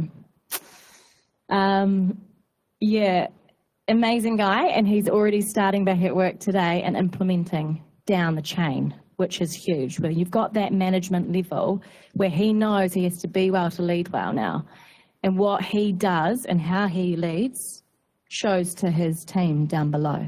So he needs to make sure that he's being a true leader and looking after himself and how to do it. I can talk for a long time, but I do have a friend who's going to join me on this next one. Kia ora whanau. My name is Dunny, Brendan Dunn. You can call me Dunny. I am currently a senior firefighter in the career staff at Fire Emergency New Zealand. I'm based in sunny Tauranga, as you can see. I've been here, probably career now for 14 years, I guess. I was a volunteer for 4 years before that. I'd probably only been in the career staff maybe about 2 years when, unbeknownst to me, I started to struggle with anxiety, depression, which was manifesting as just a grumpy person who I wasn't that nice at home, not very nice to be around. I'd be reasonably chirpy and cheerful at work, but as soon as I got home, I'd just be a grumpy turd, really, for no reason. And I just was resigned to the fact that that was me. That was what Dunny was going to be. I almost couldn't remember a time when I wasn't like that, and it was having an adverse effect on my home life. So got to a point where I even started thinking about whether or not the planet would be better off without me. And around that same time, 3 of my friends who were also firefighters in fire emergency took their own life. So fair to say that was a pretty low point. So going to Te Kiwi Maya for this week has genuinely had a profound effect on me, which was perfect timing, really. Some of the things that I really enjoyed about the whole week was the fact that there was people from different walks of life, Defence Force personnel, St John personnel, like-minded individuals that were struggling with some of the same things, and you could talk openly and honestly, which for me was fantastic. Some of the other stuff I really enjoyed was the fact that it was a week long. I'd done courses in the past that were a day here and there, and once again you feel like you scratch the surface, you get some of these really good little tidbits or these little light bulb moments, but then you don't get time to practice some of that stuff. You don't get the opportunity to, I guess, ask questions again once reflecting on some of that stuff. So not only did I learn more about how to keep myself not only mentally well, but physically well, and a real connection back to my spiritual self as well. Fantastic group of people. Once again, I think it's that whole servicemen and women are like-minded individuals. So I felt really safe and comfortable and confident, and the facilitators were just out of this world. They were just so welcoming and so professional and just really easy to relate to. So I guess I've got a lot more compassion for myself as well. I know that potentially every now and then I might have a rough day or I might regress a little bit, but I've now got all of these tools that I've practiced and have become embedded in everyday life now. I can subjectively take a look at myself and just take a breath and calmly sort of evaluate my current situation and be kind to myself, as well as maybe look at, okay, well, what do I need to, which one of these tools now that I've got in my little toolbox do I need to sort of pull out to get myself back to a place where I'm well again. So it's had a really, I guess, positive effect on my work life. I'm now refocused on my values and the reason that I do the job, rather than engaging in potentially stuff that won't affect positive change, or it won't have positive outcomes for the people around me or the people that I go to work to help. My family has noticed a huge change. The kids have commented that Grumpy Dad isn't here anymore, which is primo. My wife says that I'm a glass half full type of person again, which she hasn't seen for a long time. I don't sit and stew and worry about what I'm doing, where I'm at, you know, where's my life going, all that sort of stuff. Can't say enough about the Wellness Week. Even going back into it another day was fantastic. I want more. I want to do another Wellness Week. I want to do 5 or 10 more Wellness Weeks. Maybe the next one in Tahiti or something like that. Hint, hint. But yeah, I'm going to stop talking now. But yeah, fantastic week. It definitely has had a profound effect on not only my life, but my loved ones and the people I work with. So yeah, can't recommend supporting Te Kiwi Mai enough. Thanks, whānau. Big love. Danny's out. Danny's out. Before we move on to that, I guess, because we were a pilot, right? So our first one we did was 5 days. Then after that, we extended it to the 6-day mark. Our first group, a very tight unit, they created a Facebook chat. They talk every day. I'm included into that because apparently I'm one of the Te Kiwi Mai pioneers. Our first group, our next group is called the Te Kiwi Mai Leaders. They called on we want to get back together and do another workshop. So we pulled them together for 1 day, pulled in back our 2 clinical psychs, did more burnout stress workshop. Very lucky we did this. The aftercare for these programs are huge. We've got Massey University involved in this, who's our clinical psychologist. They all go to Massey afterwards. There is a follow through. They are called on, they are checked up on, they constantly have therapy. The things that they have learnt, the tools, they get to be able to do that back home wherever they're from. Now, having done that 1 day, we picked up on one that day. She fell that day. I was able to call up St. John and say, pull her off the road. We have to wrap around her for burnout and stress. She needs time out. We've caught her in time, and she wasn't suicidal. She was just exhausted mentally. And so St. John turned around and went, cool, what do we do? So you see how important it is to get together as a unit and as a team, as a cohort. We go through training together, we create these bonds. This is what they are. I guess, success for Te Kiwi Mai and our future. We plan on having at least 3 of these a year. With the programs is that you can tailor make them. So we've done one for juniors, we've done one for seniors. We could do one for females. We want to do one for families. We can do one just for the Pacific Islander group. That's the beauty of being able to tailor make programs for the culture and the diversity of that crew. We're very fortunate and have been gifted land. So in New Zealand, we're going to be starting our build next year. So we're already jumping 3 years ahead of schedule to where we are. Now, the call for this is huge. We already got a backlog of people wanting to do this. We have in New Zealand 140,000 veterans. That's our veterans. That's not just our service personnel. Our service personnel, I can speak on behalf of them, they're hurting. They're walking out our gates every day. We lost 800 of them last year in the army alone. They walked out. They'd had enough. They're exhausted. They're tired. COVID has been hard.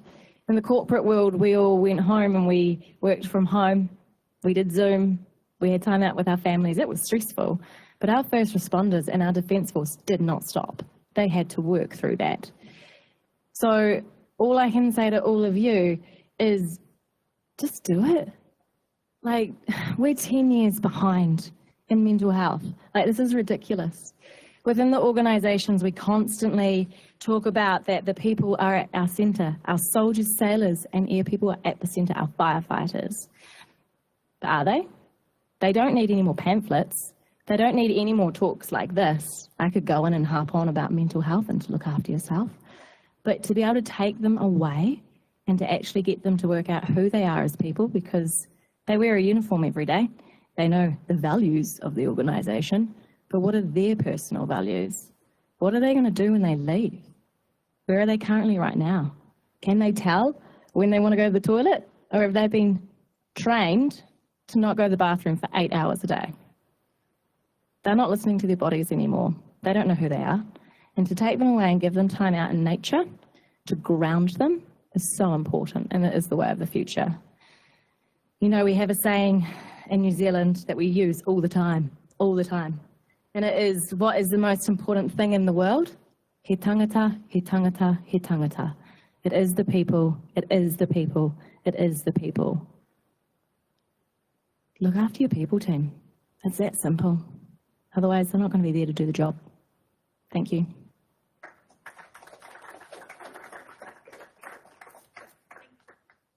Rebecca, one question I've got. Duncan, you said, or Steve said, your program is 8 people. How many in your program, Rebecca? We're currently running at 12, but when we are building our facility, we're going to be building for 15, and we're building single units, but also for families as well. So we are preparing to do 2. And we're looking for future physical and mental health, just in case we don't know what's going to hit us. Okay, so the obvious question is, and you said this, 8 people, we've got 139,000 people in Victoria in emergency services. What's dealing with 8 people at a time going to do? Duncan? When we did our first pilot, we started with 10 and we ran groups with 12. And what we found was that, you know, we faced a choice. Either you extend the time or you reduce the number of people. And 3.5 days fit within the culture and the shift structure of the service that we were working with. And so we were stuck with that. But it's quite extraordinary what 8 people will do when they go back to their unit. And we prepare them. We say, you know, give yourself at least 48 hours. Don't talk about what you did here, because you're way too open, you're vulnerable, and you're excited about what happened. And you're going to go back and somebody's going to say, oh, you went to crybaby camp, because they do. And it'll poke a pin in the balloon. Well, once they land, and sometimes that landing is difficult back in their unit, they start to be change agents. And so Steve mentioned this extraordinary change that's happened over the last 3-4 years in the culture. We just started with police. But already there's this openness. And so you go really widespread with just scratch the surface, or you go really deep and drill down with a few individuals who are permission givers. And our experience, you know, I think there's a place for both. But what was happening is that scratching the surface was just scratching the surface. It wasn't getting any deeper. People weren't taking it on. And so this was an experiment in doing something different. Is this a solution for you? Well, you got to do your own kind of collaboration and see what is the...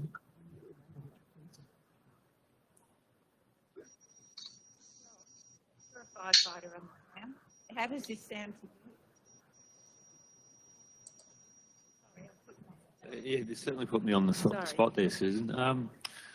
I've been in the fire service for the last 20 years, and it sounds exciting to have a forum of that off station out of the suburban area into a wilderness area, and yeah, it sounds interesting. Not knowing how it runs, certainly for me personally, I think it'll be a great thing. So it's with the adversity of some of the calls we go to, I think it'll be great. Mentioned that there's some research on cultural change within organizations. But you only need to get about 10% of the population of the culture in order to actually make a meaningful change. And so it's actually, it's a lower threshold than you might think. I guess on that as well, it's so important with the collaborative approach that you are invested in this and you're doing your part too, because there's only so much that, Susan can do, take them away and look after them and everything, but you need to have the wraparound care when they come back to work and the culture side of things. So also look at your own organisation. Hi everyone, Ali from the CFA and representing the Volunteer Consultative Forum as well. I was just really keen to hear from both programs around, I know you mentioned there were some volunteer firefighters that participated in the British Columbia one, but in Victoria we have really significant numbers of first responders that are volunteer based. So how a similar program that we could put into place in Victoria could cater for volunteers and make sure that it's really accessible to them. Well, this is there's one thing that you have to be quite careful of when you're working with volunteers, and that is, where are you sending them back to? So when you've got a full-time police officer or firefighter, you're very often sending them back to an intact unit that might be supportive. While increasingly we're finding that unit is supportive. When you're working with volunteers, very often they're going back and they don't have that kind of wraparound support of their peers on an ongoing basis. And so what we find is that when we bring volunteers in, we have to be particularly attentive to aftercare and make sure that they're supported when they go back. Because when you do an intensive program like this, there's a kind of honeymoon effect. And when you re-enter the reality of your world, you've just had this kind of phenomenal experience of vulnerability in this community of experience. And so you felt really seen, heard, and understood. And then you go back and it's jarring. And so we really have to be conscious of that and prepare people for that re-entry. And so with volunteers, it's particularly important. Yeah, with our ones, we had on our first course, we had two full-time firefighters and one volunteer. And what we noticed is with them together is that they really heavily leaned on each other afterwards, which was really nice. So the volunteer was looked after by the full-time ones. Because we're very similar in New Zealand. We've got 2,000 full-time firefighters. We have 14,000 volunteers. So the difference in numbers is huge. Just add on to that. One of the beauties of bringing in volunteers with full-time is that very often there's a hierarchy and the volunteers feel less than the full-time. And there's a wonderful thing emerges within these groups is that the volunteers are validated. And so they feel really seen and accepted and understood as equals. It's the same thing in terms of mixing groups. There's a benefit of having fire different and police different. There's a whole benefit that comes from that. But then when you put them together, sometimes you're building these bridges between organizations and organizational cultures where people understand each other and respect each other's services. So you create an allyship. And so the question is, what are you designing for? What's the dominant program that you want to solve for?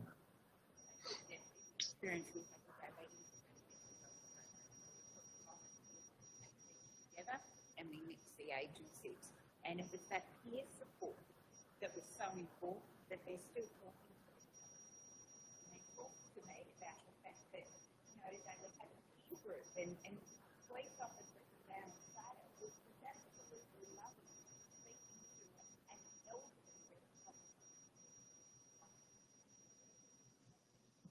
Hi everyone, Nicole Sadler, also a board member for ESF and a clinical psychologist, decades in military and emergency service work. Congratulations on the programs that you're running. They're obviously really meeting a need and very well servicing the clients that you have. The question I have is around risk and clinical risk, and I'm hearing people turning up with suicide ideation and meeting screening scores on clinical screenings, particularly for the Canadian program. What does that mean in terms of the staffing that you require, but also, I guess, if you're picking up on people as part of those programs that you're concerned about then going back into operational roles, what sort of staff do you need? I know that you're talking about wraparound care, but in terms of, I guess, pathways into the program, but even more importantly, pathways out of a program like this. I notice Steve's back online looking very dapper now.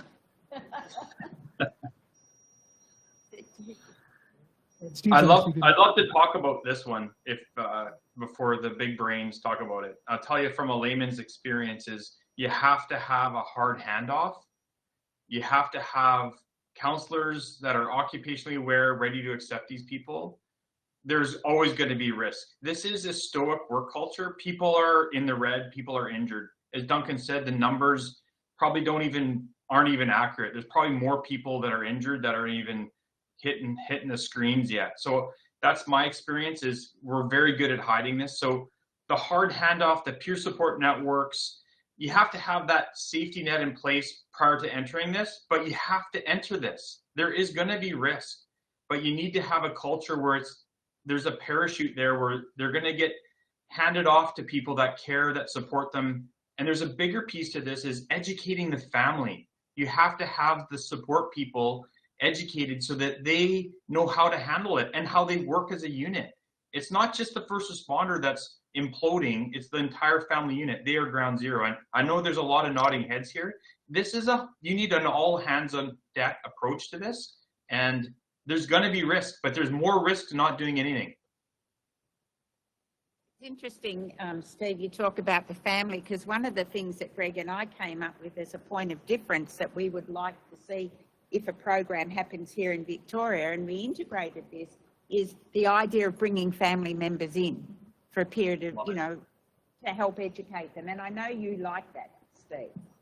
Absolutely. We do separate family spouse education nights where we talk about the benefits, the culture, and then the trauma, but also how to reintegrate and transition from work to home and how you support each other.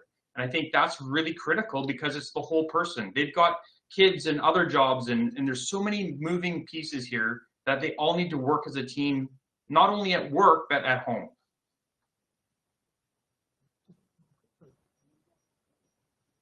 It's coming back in some ways.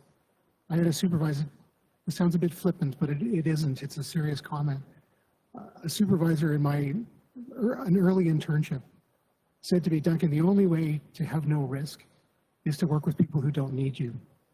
And it's called, and so there is this inherent risk here, and it has to be taken very, very seriously, because eventually we will have a suicide of somebody who's gone through the program.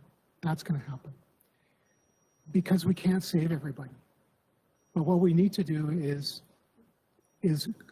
head straight into that, because people are already dying. And to sort of think through what are the supports. And this is whatever you develop, whether it's a residential program or something else, that it can't be a standalone.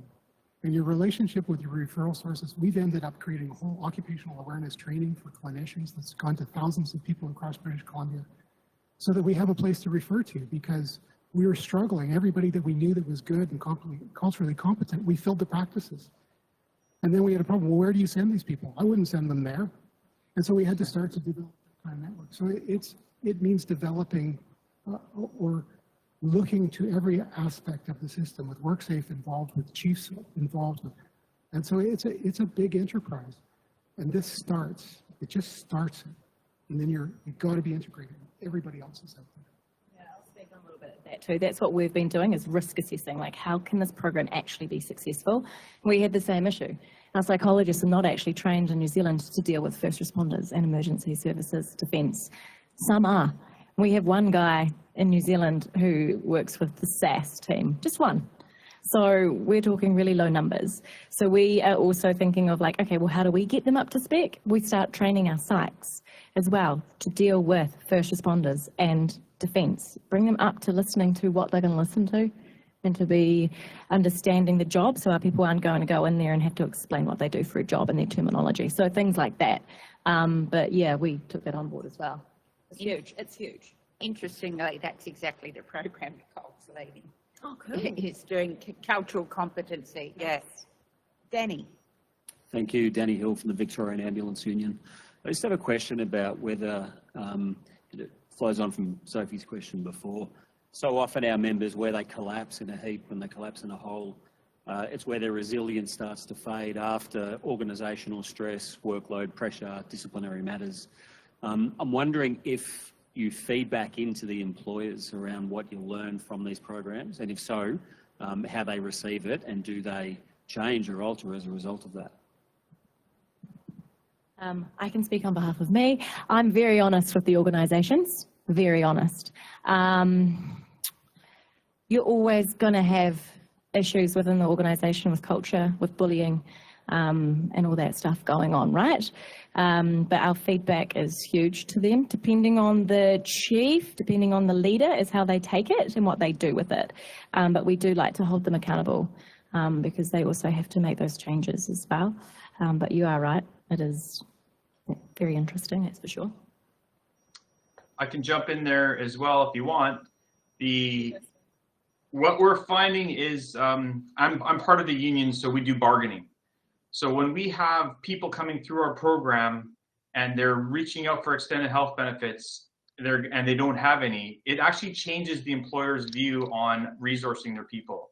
So we've actually had in this last round of bargaining, pretty much every fire department in BC improving psychological benefits for their employees. So there's a profound impact on the, the takeaway from the program is people are going back asking for more resources. Union executives are putting that high on their priority, and employers are making it a high priority as well. And not only that, it's the education piece. They're saying we need more psychoeducation. And so there's programs like Resilient Minds that we're running and the one that we're just building right now. So that's what's changing the organizations from these programs, is there's a request for more benefits, more resources, and education. So I think that's a huge spin-off that's helping change the culture. From a sort of systemic perspective as well, there's in British Columbia, we have now, Steve, help me out, the word's gone. If you have a claim for PTSD, it is presumptive. Presumptive legislation, thank you.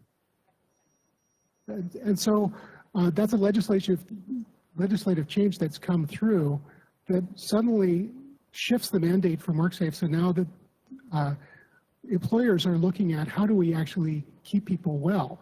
So how do we because with that presumptive legislation, suddenly there's this sort of huge growth in the number of PTSD claims or mental health claims.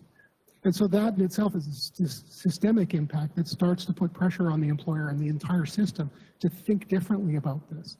And it's not a lot differently than, in physical health, we realized that we could never do enough cardiac surgeries. We had to get upstream to think about preventing people from getting into that kind of chronic situation in the first place. That kind of thinking in terms of mental health is 30 or 40 years behind. I love that because, sorry, go ahead. No, it's just 95. Say, go Steve, go. I love listening to you, so I want to hear you talk. Oh, cheeky. I was just going to say, do you guys know the difference between upstream and downstream?